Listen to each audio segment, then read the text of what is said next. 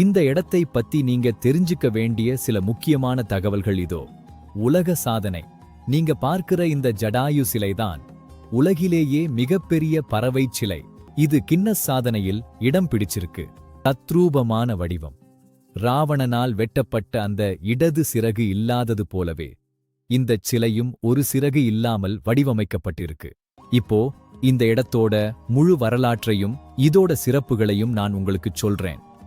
ராமாயண இதிகாசப்படி ராவணன் சீதாதேவியை கடத்திட்டு போகும்போது அதை தடுத்தவர்தான் இந்த கழுகுகளின் அரசன் ஜடாயு. ராவணனுக்கும் ஜடாயுவுக்கும் இடையில நடந்த அந்த போர்ல ராவணன் தன்னோட வாளால ஜடாயுவோட இடது சிறகை வெட்டி வீழ்த்தினான். சிறகு அருந்து ஜடாயு வந்து விழுந்த இடம்தான் இந்த சடையமங்கலம் பாறை. ஜடாயுவோட கால் தடம்னு சொல்லப்படுற இடத்துல ஒரு சின்ன நீர்ச்சுனை இருக்கு. இது எவ்வளவு பெரிய கோடையிலையும் வற்றாதுன்னு சொல்லப்படுது. ஒரு பறவையோட வீரத்தையும் தியாகத்தையும் போற்றும் விதமாத்தான் இவ்வளவு பிரம்மாண்டமா இந்த இடத்தை உருவாக்கியிருக்கிறாங்க. ராமபிரான் இங்கேதான் ஒரு மகனா இருந்து ஜடாயுவுக்குச் செய்ய வேண்டிய எல்லாச் சடங்குகளையும் செஞ்சு முடிச்சார். இதனாலதான் இந்த இடம் ரொம்ப புனிதமா கருதப்படுது.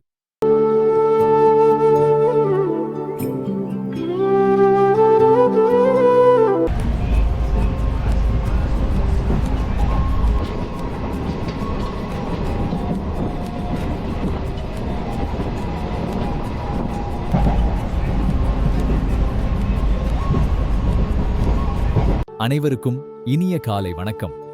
நண்பர்களே, எல்லாரும் எப்படி இருக்கீங்க? எல்லாரும் நல்லா இருக்கீங்கன்னு நம்புறேன். வீடியோவுக்குள்ள போறதுக்கு முன்னாடி ஒரு முக்கியமான விஷயம் சொல்ல மறந்துட்டேன். எல்லாருக்கும் இனிய விஷுத் திருநாள் நல்வாழ்த்துகள். இன்னைக்கு நாம எங்க கிளம்ப போறோம்னு பார்த்தீங்கன்னா, உலகத்திலேயே மிகப்பெரிய ஜடை கொண்ட ஜடை பரமேஸ்வரர் ஜடை பர்வதம் கோயிலுக்குத்தான் போக போறோம்.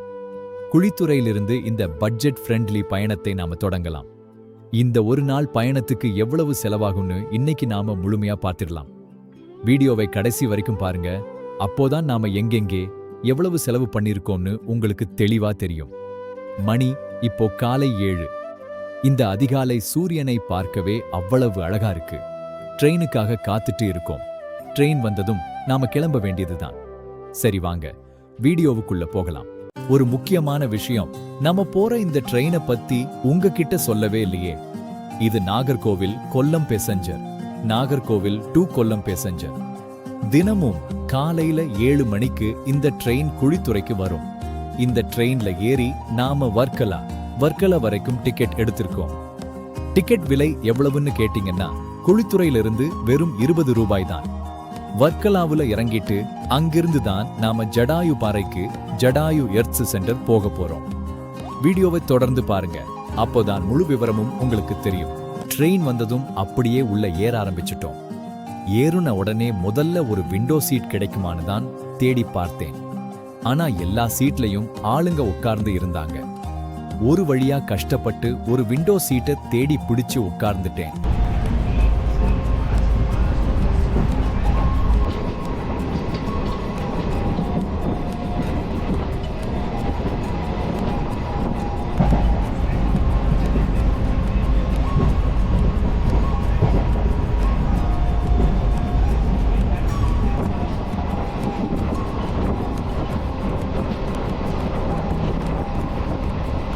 Two hours later. 2 மணி நேர ட்ரெயின் பயணத்துக்கு அப்புறம் ஒரு வழியா நாம வர்க்கலா வந்து சேர்ந்துட்டோம். இங்கிருந்து தான் நாம சடையமங்கலம் போகணும். ஜடாயு இருக்கிற அந்த ஊர் பேரு தான் சடையமங்கலம். அங்க போறதுக்கு இப்போ பஸ் எங்கே இருக்குன்னு கேட்டுட்டு நாம கிளம்பலாம். சின்னதா ஒரு தப்பு நடந்துருச்சு நண்பர்களே. வர்க்கலாவிலிருந்து சடையமங்கலத்துக்கு நேரடி பஸ்கள் ரொம்பவே குறைவா இருக்கு. அதனால இப்போ நாம பஸ் மாதிரி தான் போக போறோம். முதல்ல வர்க்கலா டு கல்லம்பலம் போயிட்டு அங்கிருந்து சடையமங்கலத்துக்கு பஸ் ஏற போறோம். நீங்க தமிழ்நாட்டில இருந்து வர்க்கலாவுக்கோ இல்ல ஜடாயு பாறைக்கோ வர்றீங்கன்னா கொல்லம் அல்லது திருவனந்தபுரத்துக்கு ட்ரெயின் புக் பண்ணுங்க. ஏன்னா இந்த 2 இடங்கள்ல இருந்தும் உங்களுக்கு நேரடி பஸ் வசதி நிறைய இருக்கு. நான் கன்னியாகுமரி மாவட்டத்தில் இருக்கிறதுனால எனக்கு இந்த வழி பக்கம்னு இங்க வந்தேன். ஆனா நீங்க வரும்போது உங்க ஊர்ல இருந்து எந்த ஊருக்கு ட்ரெயின் வசதி இருக்குன்னு செக் பண்ணிட்டு வாங்க. கல்லம்பலத்திலிருந்து சடையமங்கலம் போறதுக்கு பஸ் டிக்கெட் எவ்வளவுன்னு கேட்டீங்கன்னா 28 ரூபாய். அப்போ இதுவரைக்கும் நாம மொத்தம் 66 ரூபாய் தான் செலவு பண்ணிருக்கோம். ஒரு வழியா நாம போக வேண்டிய இடத்துக்கு வந்து சேர்ந்துட்டோம். இப்போ டைம் கரெக்டா காலையில 11 மணி ஆகுது. வீட்ல இருந்து அவசர அவசரமா கிளம்பி வந்ததுனால காலையில நாம எதுவுமே சாப்பிடல. அதனால இப்போ மதிய சாப்பாட்டோட சேர்த்து ஹெவியாவே ஒரு பிடி புடிச்சிடலாம்னு இருக்கேன். சாப்பாட்டுக்கு ஒரு 100 ரூபாய்னு கணக்கு வச்சோம்னா இப்போ வரைக்கும் நம்ம மொத்த பட்ஜெட் 166 ரூபாய் தான். சரி வாங்க, முதல்ல நல்லா சாப்பிட்டுட்டு அதுக்கப்புறம் கிளம்புவோம். உங்க முன்னாடி தெரியுது இல்லையா? இதுதான் அந்த புகழ்பெற்ற Jatayu earth centre. Jatayu earth centre. ஒரு வழியா நாம இடத்துக்கு வந்து சேர்ந்துட்டோம். பார்க்கவே எவ்வளவு பிரம்மாண்டமா இருக்கு பாருங்க. இங்கிருந்து தான் நாம டிக்கெட் எடுத்துட்டு உள்ள போகணும். டிக்கெட் கவுண்டர்ல கூட்டம் அதிகமா இருக்கு. அதனால டிக்கெட் எடுத்துட்டு வீடியோவை தொடரலாம்னு பார்க்கிறேன். இந்த சென்டரை உள்ள நுழையும் போதே ஒரு ஏர்போர்ட்டுக்குள்ள வந்த மாதிரி அவ்வளவு லக்ஸுரியாக மெயின்டைன் பண்றாங்க. இங்க 2 விதமான டிக்கெட் இருக்கு நண்பர்களே. நீங்க ரோப் கார் வழியா போறீங்கன்னா அதுக்கு ஒரு சார்ஜ், இல்ல ட்ரக்கிங் அதாவது நடந்து போறீங்கன்னா அதுக்கு வேற சார்ஜ். ரோப் கார்ல போயிட்டு வர்றதுக்கு அப் அண்ட் டவுன் 600 ரூபாய் சார்ஜ் பண்றாங்க. ஒருவேளை நீங்க ட்ரக்கிங் போறீங்கன்னா 354 ரூபாய் சார்ஜ் பண்றாங்க. நாம தான் பட்ஜெட் ஃப்ரெண்ட்லியா பயணம் பண்றோமே, அதனால நாம ட்ரக்கிங் பண்ணியே மேல போகலாம்னு டிக்கெட் எடுத்தாச்சு. ஒரு வழியா வெற்றிகரமா டிக்கெட் வாங்கிட்டு உள்ள வந்துட்டோம். டிக்கெட் எடுக்கும்போது என்னால வீடியோ எடுக்க முடியல. ஏன்னா அங்கே ஒரு முக்கியமான ரூல்ஸ் இருக்கு. டிக்கெட் எடுக்கிற இடத்துல போட்டோவோ வீடியோவோ எடுக்கக்கூடாதுன்னு சொல்றாங்க. நான் அவங்க கிட்ட காரணம் கேட்டப்போ, இங்கே வர்ற மக்கள் அவங்களோட தனிப்பட்ட விவரங்களை டீட்டெயில்ஸ் பகிர்றதுனால பாதுகாப்புக்காக அனுமதி இல்லைன்னு சொன்னாங்க. சோ நீங்க போனாலும் அங்கே வீடியோ எடுக்காதீங்க. இப்ப டைம் கரெக்டா மதியம் 12 மணி ஆகுது. காலையிலிருந்து நாம பண்ண செலவு எவ்வளவுன்னு பார்த்தீங்கன்னா, போக்குவரத்து மற்றும் சாப்பாட்டுக்கு 166 ரூபாய். இப்போ இந்த ட்ரக்கிங் என்ட்ரி ஃபீஸ் 354 ரூபாய். ஆக மொத்தம் இதுவரைக்கும் 520 ரூபாய் செலவாகியிருக்கு. இங்கே நாம மேல ட்ரெக்கிங் போறதுக்கு முன்னாடி முறையா செக் பண்ணி தான் உள்ள விடுறாங்க. இது உண்மையிலேயே ஒரு நல்ல விஷயம்னு தான் நான் சொல்லுவேன். ஏன்னா அப்பதான் மக்கள் அங்கே கண்ட இடத்துல பிளாஸ்டிக் கவர் போடாமலும் இடத்தை அசிங்கம் பண்ணாமலும் இருப்பாங்க. இதனால அந்த இடமே ரொம்ப சுத்தமாவும் டீசண்டாவும் இருக்கு. நாமளும் இது மாதிரி இடங்களுக்கு வரும்போது பிளாஸ்டிக் பொருட்களை தவிர்த்து இடத்தை சுத்தமா வச்சுக்க வேண்டியது நம்ம கடமை. அப்படியே நாம இப்போ ட்ரெக்கிங் பண்ண ஆரம்பிச்சுட்டோம். என் கூட சேர்ந்து நீங்களும் இந்த அழகை ரசிச்சுட்டே வாங்க. இங்கிருந்து சுமார் 1 கிலோமீட்டர் தூரம் வரைக்கும் மேல போகணும்னு சொல்லியிருக்கிறாங்க. மக்களே, ஒரு முக்கியமான விஷயம், நம்ம சேனலை இதுவரைக்கும் சப்ஸ்கிரைப் பண்ணாம பார்த்துட்டு இருக்கீங்கன்னா கண்டிப்பா சப்ஸ்கிரைப் பண்ணிடுங்க. உங்க ஒவ்வொருத்தரோட ஆதரவும் எனக்கு ரொம்ப ரொம்ப முக்கியம். அப்படியே இந்த வீடியோ பிடிச்சிருந்தா உங்க நண்பர்களுக்கும் ஷேர் பண்ணுங்க. சரி வாங்க, இந்த அழகான இயற்கை மலைப்பாதையில ரசிச்சுட்டே நடந்து போவோம்.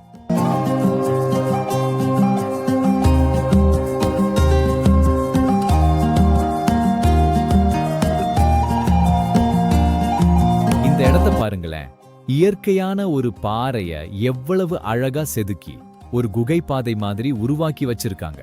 இப்போ நாம இந்த வழியாத்தான் அந்த பக்கம் போக போறோம். இந்த குகைக்குள்ள நுழையும் போதே அவ்வளவு இதமான ஒரு குளிர்ச்சியா இருக்கு நண்பர்களே. நிஜமாவே இந்த அனுபவம் தனிதான்.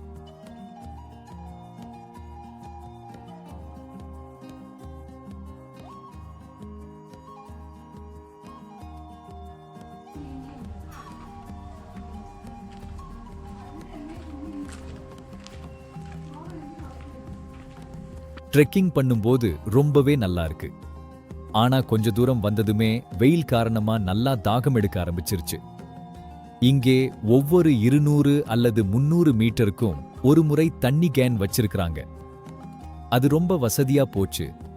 அப்படியே தண்ணி குடிச்சிட்டு அந்த பிளாஸ்டிக் கிளாஸை டஸ்ட்பின்ல போட்டுட்டு நம்ம ட்ரெக்கிங்கை தொடரலாம். எந்த ஒரு கவலையும் இல்லாம இந்த இயற்கையை ரசிச்சுக்கிட்டே மெதுவா நடந்து போனாலே போதும். அந்த அனுபவமே தனிதான். ஒரு வழியா நாம மலை ஏறி உச்சிக்கு வந்துட்டோம் நண்பர்களே. இங்கிருந்து அந்த 360 டிகிரி வியூ பார்க்கும்போது மனசுக்கு அவ்வளவு இதமா இருக்கு. இவ்வளவு தூரம் கஷ்டப்பட்டு நடந்து வந்தது இந்த அழக பார்த்த உடனே எனக்கு தெரியவே இல்லை. மனசுக்கு அவ்வளவு ஒரு நிம்மதியா இருக்கு. ஆனா ஒரு சின்ன விஷயம், இந்த ட்ரெக்கிங்க்கு வசூலிக்கப்படுற 354 ரூபாய் என்ற தொகை கொஞ்சம் அதிகம்தான். அரசாங்கம் இதை கொஞ்சம் குறைச்சா என்ன மாதிரி வர்ற சாதாரண பட்ஜெட் பயணிகளுக்கு இன்னும் வசதியா இருக்கும். ஒரு வழியா நாம மலை ஏறி மேல வந்துட்டோம். இந்த பிரம்மாண்டத்தை உங்க கண்ணுல நீங்களே பாருங்க, எவ்வளவு பெருசா தத்ரூபமா இருக்குன்னு.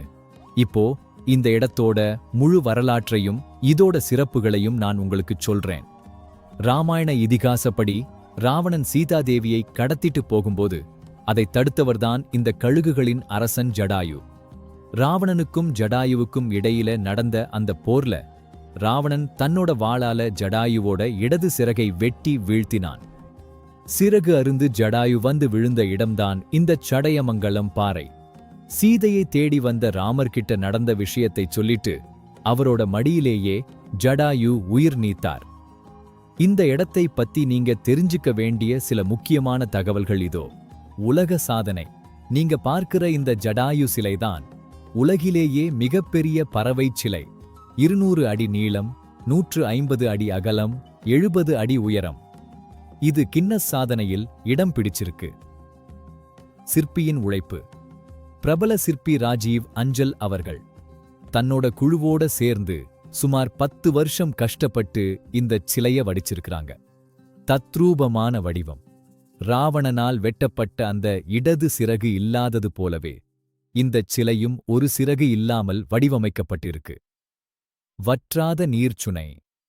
ஜடாயுவோட கால் தடம்னு சொல்லப்படுற இடத்துல ஒரு சின்ன நீர்ச்சுனை இருக்கு.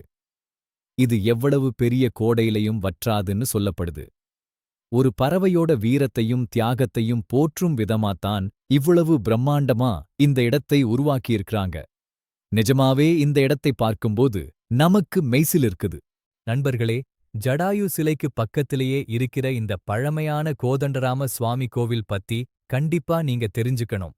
இது வெறும் கோவில் மட்டும் கிடையாது, இதுக்கு பின்னாடி ஒரு உருக்கமான இதிகாச கதை இருக்கு.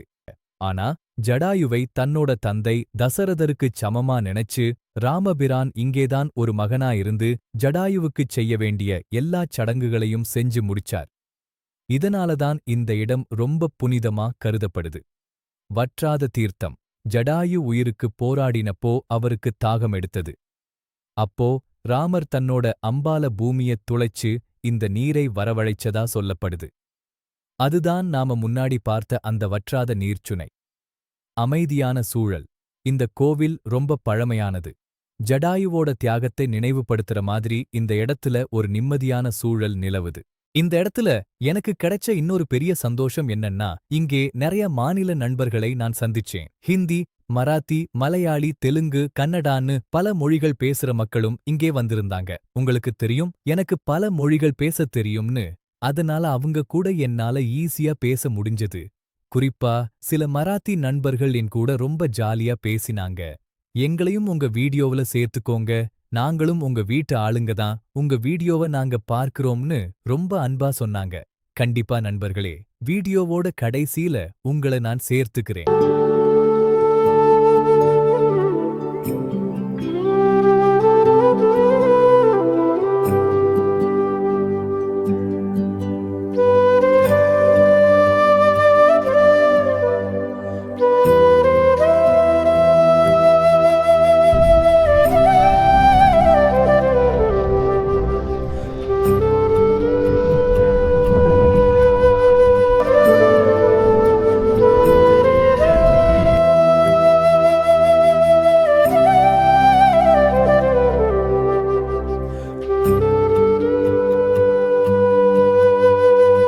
நண்பர்களே, இன்னைக்கு இந்த ஜடாயு எர்த் சென்டர் பயணம் எனக்கு ரொம்பவே ஸ்பெஷல். இந்த அழகையும் வரலாற்றையும் உங்க கூட பகிர்ந்துகிட்டதுல எனக்கு ரொம்ப சந்தோஷம்.